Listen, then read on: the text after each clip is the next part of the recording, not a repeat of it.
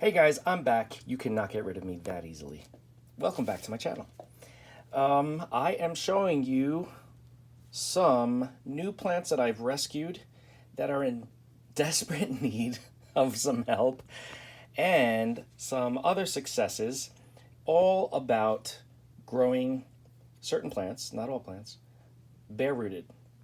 You can call it semi-water culture, you can call it growing them bare rooted, you can call it growing without substrate. I mean, whatever you want to call it, you call it that. But I call them bare rooted. So the first things I'm going to show you are two plants that I rescued that are in desperate need of some help. Now, this plant was in soil, of course, and it was neglected at the store. And I said, I don't care, I'll pay full price. I just need to save its life. So I took it home. I took it out of the soil. I took a look at the roots to see what I'm working with, just to make sure that, some of the roots are salvageable. And if they're not, that's fine. I can have it sprout new roots, no problem. I've done it before, I'll do it again. So I just have it bare root right now in this cup, plastic cup. You can recycle your plastic cups. And you can see there are a lot of good roots here. There's even a little pup growing, but a lot of the roots are also dead.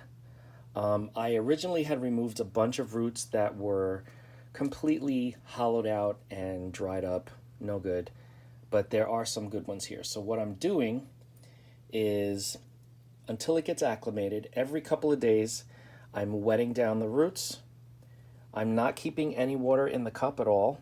I'm just wetting down the roots and then putting it back into its cup. And once the roots dry up completely, I'm doing it again. And in no time, these curl leaves from being neglected will become more supple. There'll be more water in them. It's horrible to see this because the plant looks like it's on its last legs. It's really not. It just used its store of moisture that aloe keep in their leaves. All that gel is where it holds the moisture for when the environment is too dry. That's why they're called succulents. Same thing with this one. This one I've had a little bit longer, and as you can see, it's been neglected. The leaves are just in bad shape. It had some good roots, which I was happy about, and because I've had this a little longer, I've been able to do the wet-dry cycle and water it a lot more than the other one. You can see we've got new little roots coming out. See those roots? Let me see, it might be too bright. Let me see if I can move it over here. There we go. It's got new roots coming out. So that's a sign that the plant is adjusting to being bare rooted. And you can see there's one back there too. So that's a good thing. We have roots growing, which means it's getting hydrated. These leaves will start to plump up. It may lose that pretty pink color because that's usually what happens when succulents and aloe are under stress. But I'm fine with that. I don't care so much about the color. I just want the plant to get back to where it should be. So we have two rescues, two aloes that are adjusting to this new life that's going to be so much better for them, and they won't be neglected anymore, and I will follow up at some point with these, I'm sure. But I also wanted to show you my snake plants. Now this was a leaf cutting that I had taken from one of my older snake plants. I don't know, this was a while ago. And I did it in water, because you know how they say, oh, you could propagate them in water. That's true, you can. I've done it.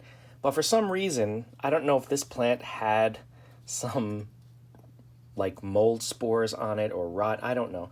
But I kept having to cut the bottom, because you could see it's not at the very base of where the plant, where the leaf would come out. I had to keep cutting the bottom. So I said, all right, I'm not going to do this in water anymore. It's just not working. Let me treat it like it's a bare root plant and get it to grow new roots, and in time grow a new plant. And that's exactly what happened. I let it dry up and then I'd water it, and I let it dry up and then I water it. And you can see the roots are extremely healthy. They're even green and they're completely dry. These roots are used to not being submerged in water, and it makes life so much easier for me. And it also started to grow a new plant, as you can see. It's very happy. The new leaf in particular has no signs of desiccation. It's not dehydrated in any way. There's a new leaf starting to grow, as you can see. And the roots are very healthy already. So this is a success story for this plant.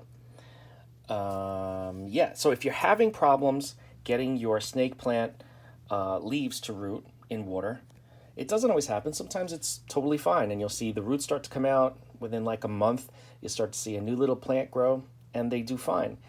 For some reason, this one just gave me a hard time, and I'm not sure. Now, one thing you probably noticed, and you can find this all over the internet, when you take leaf cuttings from Sansevieria, from snake plants, more times than not, especially if it's like a hybrid, you know, a variety that's unusual in color, from leaf cuttings, the new leaves will not show that variegation. It's because wherever the leaf grows from, wherever that sprout comes from, is the color that it's going to take on. So you could see this plant, so you can't see from that side, this plant sprouted from the very middle of the leaf. The very middle of the leaf doesn't have any variegation. It's a normal looking snake plant. The variegation's on the edges. You're never, or rarely if ever, going to get a plant grow from where the variegation is coming out of. It's just too thin at the base. You see that? So I'm fine with that. I don't mind. I actually like this pattern better. I just think it's so cool looking. It's like snake. Looks like a snake. So I'm fine with that. But yeah, that's what happens. Anyway, and lastly, I have this baby. Now this was a, what is it, Moonlight Sansevieria? Moon something? Moonshine? I think it's Moonshine. It was in soil for a while. It did horribly for me because my environment is not very conducive to growing plants in soil. So I took it out of soil and I put it in leca. Well, that wasn't good either because I was leaving a little reservoir of water on the bottom of the leca, and eventually the roots just started to rot. So I took it out of the leca and I cleaned up the roots, and I now have it bare root, and I just watered it, so the roots are a little bit flimsy, as you can see. But it's been like this for quite some time, and you can see that I have new leaf growth there. Let me put it back in here so I can show you. There's a new leaf on that smaller one down there. There's a new leaf here. This is a new leaf. And I believe there's one down there. I don't know if you can see it. Let me get the light in there. See the little one in the middle there? Yep. We've got more leaves. And the new leaves are nice and supple. There's no dehydration. The plant has bounced back. It's bounced back in bare root. And I just keep it in this, it's a plastic, but it's like a, you know, like an outdoor cup that they sell during the summertime usually. I keep it in there. What I do is I fill it up with water up to the base of the plant.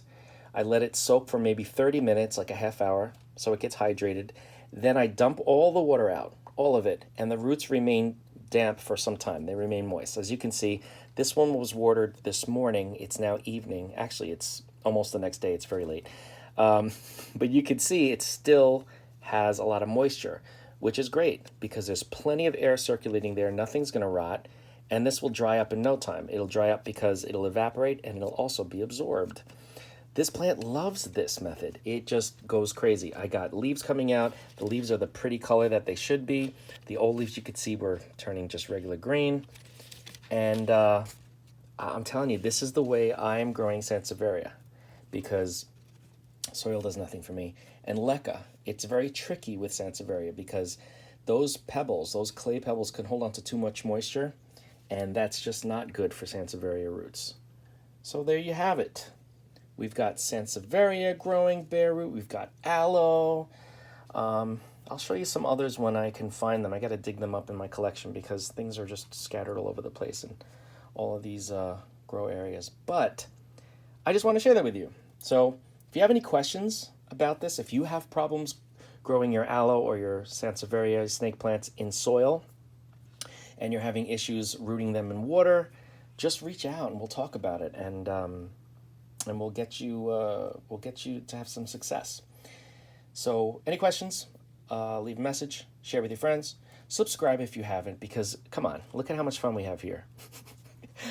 And I will see you in the next video.